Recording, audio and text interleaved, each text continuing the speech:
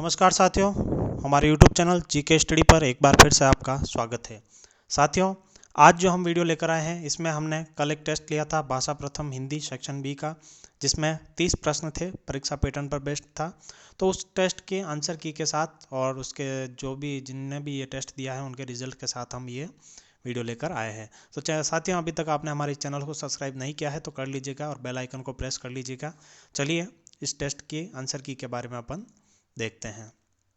तो साथियों, सबसे पहले प्रश्न संख्या 31 से 38 जो है वो एक गद्यांश दिया गया था। उस गद्यांश से जो है वो प्रश्न दिए गए थे। पहले अपन गद्यांश पढ़ लेते हैं एक बार। भारत 15 अगस्त 1947 को आज़ाद हुआ। इस आज़ादी के लिए पूरे देश की जनता ने एक लंबा और मुश्किल संघर्ष चलाया था। इस संघर्ष में समाज के बहुत सारे तबकों की हिस्सेदारी थी। तरह तरह की पृष्ठभूमि के लोगों ने इसमें भाग लिया। वे स्वतंत्रता, समानता तथा निर्णय प्रक्रिया में हिस्सेदारी के विचारों से प्रेरित थे। औपनिवेशिक शासन के तहत लोग ब्रिटिश सरकार से भयभीत रहते थे। वह सरकार के बहुत सारे फैसलों के से असहमत थे, लेकिन वह इन फैसलों की आलोचना करते तो उन्हें भारी खतरों का सामना करना पड़ता था। स्वतंत्रता आंदोलन ने यह स्थिति बदल डाली। राष्ट्रवादी खुलेआम ब्रिटिश सरकार की आलोचना करने लगे और अपनी मांगें पेश करने लगे। 1885 ईस्वी में ही भारतीय राष्ट्रीय कांग्रेस ने मांग की कि विधायिका में निर्वाचित सदस्य होने चाहिए और उन्हें बजट पर चर्चा करने एवं प्रश्न पूछने का अधिकार मिलना चाहिए। वर्ष 1909 में बने गवर्नमेंट ऑफ इंडिया एक्ट के कुछ हद तक निर्वाचित प्रतिनिधित्व की व्यवस्था को मंजूरी दे दी। हालांकि ब्रिटिश सरकार के अंतर्गत बनाई गई यह शुरुआती विधायिकाएं राष्ट्रवादियों के बढ़ते जा रहे दबाव के कारण ही बनी थी, लेकिन इनमें भी सभी वयस्कों को ना तो वोट डालने का अधिकार दिया गया, ना ही आम लोग निर्णय प्रक्रिया में हिस्सा ले सकते थे। तो साथियों, ये था गद्यांश। इसमें से प्रश्न थे, तो प्रश्न देखते हैं अपन और आंसर देखते हैं। लोग किन विचारों से प्रेरित होकर आज़ादी के संघर्ष में शामिल हुए? 1 स्वतंत्रता, 2 समानता, 3 निर्णय प्रक्रिया में हिस्सेदारी, 4 ये सभी। तो साथियों, आप जब इस गद्यांश को देखोगे तो आप उसमें पाओगे कि इसका जो सही जवाब होगा वो होगा ऑप्शन 4 ये सभी, यानी कि ये सारी बातें उसमें की गई है। फिर अगला प्रश्न, आज़ादी के लिए संघर्ष किसने चलाया? 1 देश की जनता ने, 2 ब्रिटिश सरकार ने, 3 सदस्यों ने, 4 भारतीय राष्ट्रीय कांग्रेस ने। तो ये उस गद्यांश में आप देखोगे तो पता चलेगा देश की जनता ने जो है वो आज़ादी के लिए संघर्ष चलाया। तो इसका जो सही जवाब है वो है ऑप्शन ए। फिर अगला प्रश्न, निम्नलिखित में से लोकतांत्रिक व्यवस्था का मूल्य कौन सा है? 1 समानता, 2 स्वतंत्रता, 3 विचारों की अभिव्यक्ति, 4 ये सभी। तो इसका जो सही जवाब है वो है ऑप्शन 4 ये सभी बातें उसमें होती है। फिर आंदोलन का क्या असर पड़ा? 1 सरकार की खुलकर आलोचना होने लगी, 2 लोगों की हिस्सेदारी मिल गई, 3 लोकतंत्र स्थापित हो गया, 4 ब्रिटिश शासक चले गए। तो इसका जो सही जवाब है वो स्पष्ट दिख रहा है यहाँ पे, सरकार की खुलकर आलोचना होने लगी। फिर अगला प्रश्न, कांग्रेस की क्या मांग थी? 1 विधायिका में चुने हुए सदस्य हो, 2 अंग्रेजों भारत छोड़ो, 3 आज़ादी दो, 4 भारतीय पुरजोर विरोध करें। तो हमने जैसा कि गद्यांश पढ़ा उसमें लिख रखा था कि ऑप्शन 1 यानी कि विधायिका में चुने हुए सदस्य हो ये। अगला, सबसे सटीक सार्थक वाक्य चुनिए। 1 संघर्ष मनुष्य को उजाड़ता है, 2 संघर्ष मनुष्य को भटकाता है, 3 संघर्ष मनुष्य को निखारता है और 4 संघर्ष मनुष्य को सफलता दिलाता है। तो इसका जो सही जवाब होगा वो होगा संघर्ष मनुष्य को सफलता दिलाता है। फिर अगला, दबाव शब्द का प्रयोग कहाँ पर होगा? 1 हवा का दबाव कम था, 2 भीड़ भाड़ दबाव से था, 3 सभी चुपचाप दबाव से थे, 4 चढ़ता दबाव गिरता गया। तो यहाँ पर दबाव जो है वो परफेक्ट रूप से ऑप्शन 1 में ही सेट हो रहा है।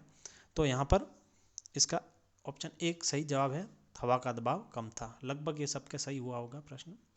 फिर अगला, भाषा सभी विषयों के अध्यायों, केंद्र, प्रारंभ या पढ़ने में है, बताइए इसमें क्या आएगा? तो साथियों, इसका जो सही जवाब है वो है ऑप्शन 2, भाषा सभी विषयों के केंद्र में है, क्योंकि भाषा से ही सारे विषय पढ़ सकते हैं अपन। फिर 40वां प्रश्न, कविता का एक निश्चित अर्थ होता है जिसे सभी विद्यार्थियों को पढ़ना चाहिए। इस कथन के बारे में आप मानते हैं कि 1 सभी विद्यार्थी अपने अनुभव और परिवेश में ही कविता समझते हैं, कवि ने कविता एक अर्थ में लिखी जिसे हर विद्यार्थी को समझना चाहिए, अलग अलग अर्थ समझने से पढ़ने की प्रक्रिया बाधित होती है और किसी कविता को एक निश्चित अर्थ के साथ पढ़ना चाहिए। तो साथियों, ये जो प्रश्न है वो सीटेट में आया हुआ है और उसका जो सही जवाब माना गया है वो है ऑप्शन 1, सभी विद्यार्थी अपने अनुभव और परिवेश में ही कविता समझते हैं। ये सीटेट में आया हुआ प्रश्न है, ठीक है। फिर अगला, आप मानते हैं कि अलग अलग तरह की सामग्री पढ़ने के अवसर मिलने से एक व्याकरण सम्मत भाषा लिखने को मिलती है। 2 किताबों के बारे में जानकारी मिलती है। 3 लेखकों के बारे में जानकारी मिलती है। 4 भाषा को विभिन्न संदर्भों में प्रयोग करने की समझ विकसित होती है। तो इस प्रश्न को आप अच्छे से अगर एक बार पढ़ेंगे तो आपको पता चल जाएगा कि इसका जो सही जवाब है वो है ऑप्शन 4। फिर अगला प्रश्न 42 से 47 नीचे दिए गए पद्यांश को पढ़कर पूछे गए प्रश्नों के सही सबसे उचित उत्तर वाले विकल्प चुनिए। यानी कि अब ये पद्यांश दे रखा है, इसमें से इसको पढ़कर आपको नीचे जो प्रश्न दिए हैं उनके आंसर देने हैं। पहला है, माँ तुम्हारा ऋण बहुत है, मैं अंकिंचन किंतु फिर भी कर रहा इतना निवेदन, थाल में लाऊं सजाकर बाल जब भी, कर दया स्वीकार लेना वह समर्पण, माँ मुझे बलिदान का वरदान दे दो, तोड़ता हूँ मोह का बंधन क्षमा दो, आज सीधे हाथ में तलवार दे दो और बाएं हाथ में दज को थमा दो, सुमन अर्पित चमन अर्पित नीड़ का कण कण समर्पित, चाहता हूँ देश की धरती तुझे कुछ और भी दूं। तो ये जो है एक पद्यांश दे रखा है और इसको पढ़कर हमें इन प्रश्नों के उत्तर देने हैं। प्रश्न है, चाहता हूँ देश की धरती तुझे कुछ और भी दूं, कथन में कुछ और से तात्पर्य है कि कुछ ऐसा दिया जाए जो एक ऋण चुकाने से बढ़कर हो, 2 थाल में दी जाने वाली भेंट से अच्छा हो, 3 बलिदान से भी बढ़कर हो और 4 ब्याज चुकाने से बेहतर हो। तो साथियों इसका जो सही जवाब है वो आप जैसे कि इसको पढ़ोगे तो आपको पता चल जाएगा कि बलिदान से भी बढ़कर हो, ये इसका बिल्कुल सही जवाब है। फिर 43 अंकिंचन का अर्थ है 1 ऋणी, 2 अति निर्धन, 3 बेसहारा, 4 परम दुखी। तो साथियों अंकिंचन का जो अर्थ है वो है अति निर्धन। फिर अगला प्रश्न, बलिदान शब्द से बना विशेषण है 1 प्रबलदानी, 2 बलिदानी, 3 बलवान, 4 आत्मबली। तो इसका सही जवाब जो है वो होगा 2 बलिदानी। फिर अगला प्रश्न, माँ संबोधन किसके लिए है? 1 जननी के लिए, 2 देवी दुर्गा के लिए, 3 पृथ्वी के लिए, 4 मातृभूमि के लिए। तो यहाँ पर जो माँ संबोधन हुआ है साथियों वो हुआ है मातृभूमि के लिए। फिर अगला प्रश्न, कवि निवेदन कर रहा है कि उसे ऋण चुकाने का अवसर मिले, उस पर दया की जाए, वह मूल्यवान थाल में शीश सजा कर लाए, उसके जीवन दान को स्वीकार किया जाए। तो साथियों यहाँ पर जो बिल्कुल सही जवाब होगा वो होगा ऑप्शन 1, उसे ऋण चुकाने का अवसर मिले। ठीक है, मातृभूमि का ऋण। फिर अगला प्रश्न, नीड़ का कण कण समर्पित, कथन में नीड़ का अर्थ है 1 तिनके, 2 महल, 3 घर परिवार, 4 झोंपड़ी। तो साथियों यहाँ पर जो है वो है घर परिवार, यानी कि घर का हर कण कण जो है वो समर्पित है। फिर अगला प्रश्न 48, बच्चे अपने चारों ओर लिखित सामग्री का जितना उपयोग होते देखेंगे उतनी ही लिखित भाषा के प्रति उनकी समझ सहज रूप से बनती चली जाएगी। उपरोक्त कथन का निहितार्थ है 1, बच्चों की पाठ्य पुस्तकों में बहुत से पाठ होने चाहिए, 2, बच्चों को अपने इर्द गिर्द विज्ञापन, होल्डिंग्स, कैलेंडर, बाल साहित्य, सूचनाएं आदि देखने पढ़ने के अवसर मिलने रहना चाहिए, 3, बच्चे को गृह कार्य में लेखन संबंधी कार्य ही देना चाहिए, और 4, बच्चों को शाम पर लिखे हुए तथ्य अपनी कॉपी में लिखने के अधिकाधिक अवसर देने चाहिए। तो यहाँ पर सबसे अच्छा जो है ऑप्शन वो है ऑप्शन 2, बच्चों को जो है विज्ञापन, कैलेंडर, साहित्य वगैरह पढ़ने का अवसर मिलने चाहिए। फिर अगला प्रश्न, भाषा अर्जन के बारे में कौन सा कथन सही है? 1, यह सहज होती है, 2, यह परिवार में ही होती है, 3, यह कठिन होता है, 4, यह विद्यालय में होता है। तो जो सही बात है इसमें वो है साथियों कि भाषा जो है वो एक इसको सहज होता है। ठीक है, इसको अर्जन करना। फिर 50वां प्रश्न, निम्नलिखित में से किस स्थिति में आप कहेंगे कि पठन हो रहा है? 1, अनुमान के साथ भाव ग्रहण, 2, उचित गति एवं प्रवाह, 3, प्रत्येक शब्द का सही उच्चारण, 4, ध्वनि का उतार चढ़ाव। तो साथियों पठन तभी होगा जब अनुमान के साथ साथ भाव ग्रहण होगा उस चीज का। फिर अगला प्रश्न, उच्च माध्यमिक स्तर पर हिंदी भाषा की पाठ्य पुस्तक में हिंदी तर भाषाओं की रचनाओं को भी स्थान देने का मुख्य उद्देश्य है। 1, अन्य भाषाओं के व्याकरण से परिचित करने, 2, अन्य भाषाओं के उत्कृष्ट साहित्य से परिचित कराना, 3, अन्य भाषाओं के रचनाकारों से परिचित कराना, और 4, अन्य भाषाओं के साथ तुलना करना। तो इसका जो सही जवाब होगा साथियों वो होगा ऑप्शन 2, अन्य भाषाओं के उत्कृष्ट साहित्य से परिचित कराना। फिर अगला प्रश्न हमारा, बच्चों की सशक्त लेखन क्षमता का परिचायक है 1, सुंदर लिखावट, 2, अलंकारिक भाषा, 3, सशक्त वाक्य विन्यास, 4, मौलिक विचार। तो यहाँ पर जो सही जवाब होगा वो होगा ऑप्शन 4, मौलिक विचार। फिर अगला प्रश्न, मुहावरे और लोकोक्तियाँ सीखने सिखाने का एक महत्वपूर्ण उद्देश्य है। ऑप्शन 1, मुहावरे एवं लोकोक्तियों का सुचिंतित प्रयोग करना, 2, मुहावरे एवं लोकोक्तियों का निर्माण करना, 3, मुहावरे एवं लोकोक्तियों का अर्थ बताना, और 4, कोश से मुहावरे एवं लोकोक्ति का अर्थ देखना। तो इसका सही जवाब साथियों वो है मुहावरे एवं लोकोक्ति का सुचिंतित प्रयोग करना। फिर अगला प्रश्न 54, निम्नलिखित में से किस प्रकार के प्रश्न बच्चों की भाषागत रचनात्मकता का आकलन करने में सर्वाधिक रूप से उपयुक्त होंगे? एक मुक्त अंत वाले प्रश्न, 2 बहुविकल्पीय प्रश्न, 3 एक शब्द में उत्तर वाले प्रश्न, 4 सही कथन पर निशान लगाओ वाले प्रश्न। तो साथियों इसका जो सही जवाब है वो है मुक्त अंत वाले प्रश्न। फिर अगला 55वां प्रश्न, तपस्या 7वीं कक्षा में विभिन्न संदर्भों में पृथ्वी, वसुधा और भूमि शब्दों के प्रयोग की तरफ बच्चों का ध्यान आकर्षित करती है। ऐसा करने में उसका उद्देश्य है: 1 शब्द भंडार का विकास करना, 2 भाषा का व्याकरणिक ज्ञान देना, 3 हिंदी की बारीकियां समझना, 4 पर्यायवाची शब्द की परिभाषा देना। तो यहाँ पर जो सही जवाब है साथियों वो है ऑप्शन 1 शब्द भंडार का विकास करना। फिर अगला प्रश्न 56, सरसरी तौर पर किसी पाठ को देखकर उसकी विषय वस्तु का पता कर लेना। 1 पढ़ने की निम्न स्थिति को दर्शाता है, 2 पढ़ने की कुशलता का अंतिम पड़ाव, 3 पढ़ने की महत्वपूर्ण कुशलता और 4 पढ़कर समझने का पहला प्रयास। तो साथियों इसका सही जवाब जो है पढ़ने की कुशलता का अंतिम पड़ाव है ये। फिर अगला 57, बच्चे के बोलने सीखने के संदर्भ में कौन सा कथन सही है?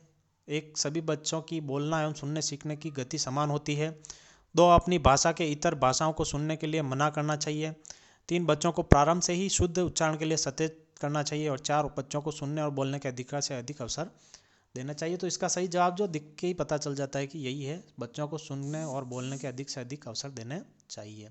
फिर अगला प्रश्न, उच्च प्राथमिक स्तर पर व्याकरणिक पक्षों शब्दों की बारीकियों के आकलन के संदर्भ में सबसे अधिक महत्वपूर्ण है? 1 परिभाषाओं को जानना, 2 शब्दकोशी शब्द संपदा का ज्ञान, 3 संदर्भ में व्याकरण समझना, 4 पाठ्य पुस्तक के व्याकरण के नियम जानना। तो साथियों इसका जो सही जवाब है वो है 1 संदर्भ में व्याकरण समझना। फिर 59, उच्च प्राथमिक स्तर पर बच्चों की भाषाई क्षमता का आकलन करने के लिए सर्वाधिक उपयोगी है? 1 पाठ के अंत के प्रश्नों के उत्तर दिखवाना, 2 पाठ के व्याकरण की जांच परख करना, 3 पाठ की विषय वस्तु को लिखवाना, 4 पाठ में आई कहानियों को आगे बढ़ाना। तो इसका जो सही जवाब है साथियों वो है ऑप्शन 3 पाठ की विषय वस्तु को लिखवाना। फिर अगला राजस्थानी शब्द लूंठो का हिंदी अर्थ होगा: 1 खेल, 2 भारी, 3 फसल, 4 लाना। तो साथियों इसका जो एकदम सटीक सही जवाब है वो है ऑप्शन 2 भारी। भारी को लूंठो कहेंगे राजस्थानी भाषा में। तो साथियों ये एक टेस्ट था जिसमें 60 प्रश्न थे, 60 प्रश्नों के उत्तर अपन ने यहाँ देख लिए हैं। अब भी आपको कोई डाउट हो तो आप ज़रूर कमेंट कर दीजिएगा, और ये अगर टेस्ट आप नहीं दे पाए हैं तो यहाँ से इन प्रश्नों को आप ज़रूर देख लीजिएगा, इसमें से बहुत से इंपॉर्टेंट प्रश्न हैं। तो साथियों ये तो हमारे इस प्रश्न की आंसर की थी इस टेस्ट की। अब अपन इसके रिजल्ट्स को देखते हैं। तो साथियों इसमें जो टेस्ट दिया है लोगों ने उनके रिजल्ट आपके सामने ये रहे, देख लीजिए 30 में से किसके कितने स्कोर बन रहे हैं। राज करके है लेवल 2 के, उनके 30 में से 25 नंबर है जो पाली के हैं। फिर 30 में से 23 नंबर मंजू गायरी लेवल 2 चित्तौड़गढ़ के हैं। फिर 30 में से 22 नंबर मंजू लेवल 2 सीकर के हैं। फिर 30 में से 22 नंबर अर्जुन सिंह राजावत लेवल 1 दौसा के हैं। फिर 30 में से 21 number Neha Gupta level 2 new Delhi.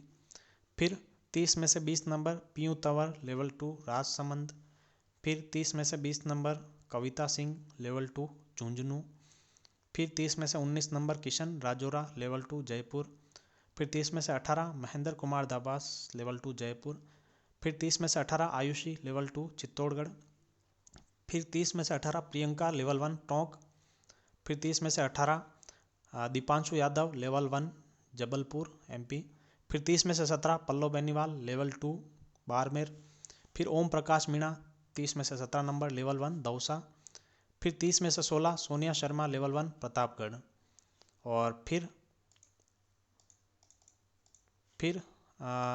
Mister जीत राम मीणा 30 में से 16 लेवल 1 दौसा।